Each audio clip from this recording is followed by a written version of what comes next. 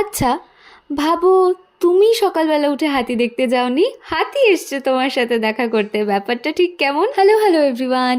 সেদিন সকালে ঘুম ভেঙেছিল মা বাবার ডাকে, এসে বলল ওঠ ওঠ, বাড়ির সামনে হাতি এসছে, দেখবি চল।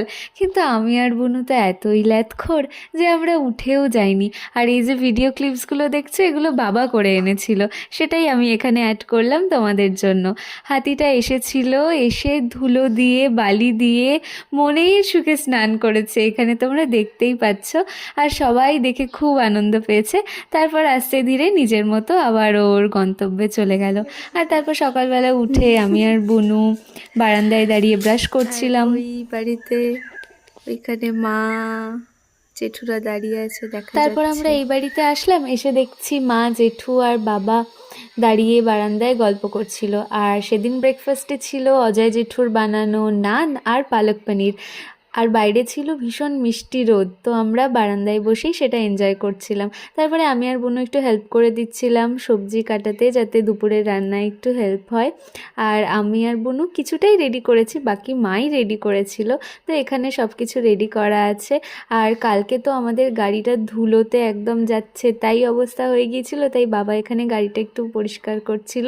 আর তারপর আমরা এই বাচ্চাগুলোর সাথে একটু খেলছিলাম, ওরা এত কিউট, আর লেজটা নাড়ছে দেখো, এত কিউট লাগছিল দেখতে। তারপর আমি আর মা গিয়েছিলাম একটু চা বাগানের দিকে, কিন্তু গিয়ে দেখলাম সব চা বাগান এরকম ছাঁটাই করেছে, যাতে পরের বাড়ির পাতাগুলোর গ্রোথ আরও ভালো হয়। আর তারপরে মা ওই বাচ্চাটার সাথে খেলছিল। আর আমাদের ওখান থেকে না এরকম রেল লাইন দেখা যায়, আর ট্রেনটা যখন যায় কি যে ভালো লাগে দেখতে। তাও তো এখন চা বাগানটা নেই জন্য ওই সবুজটা অতটা বোঝা যাচ্ছে না, না হলে আরও সুন্দর লাগে দেখতে। আর তারপর বাবা এখানে আমাদের জন্য লাঞ্চ সার্ভ করে দিল। সেদিন লাঞ্চে ছিল লাটাগুড়ি বাজার থেকে আনা কচি পাঁঠার সুন্দর করে বানানো ঝোল, আলু পেঁয়াজ কলি ভাজা, আর সাথে গরম ধোয়া ওঠা ভাত। উফ ভাই, স্বর্গ।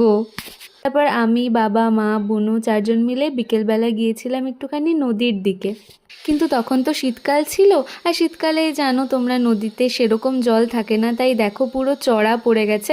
বাট ওইখানটায় দাঁড়িয়ে ওই মোমেন্টটা এনজয় করতে, সানসেটটা দেখতেও বেশ ভালো লাগছিল। আর আমি আর বুনু এখানে সেই ধুরন্ধরের স্টেপটাই পাগলের মতো কেন যে নাচছিলাম তখন আমার মনেই নেই। তারপর ঘরে এসে খেলাম একটু বাদাম ভাজা, আর আমি যে কালকে সানগ্লাসটা কিনেছিলাম সেটা বাবা একটু পরে দেখছিল। তারপরে খেলাম হচ্ছে নিমকি ভাজা, আর তারপর মাও আমার ওই সানগ্লাসটা একটু পরে দেখছিল।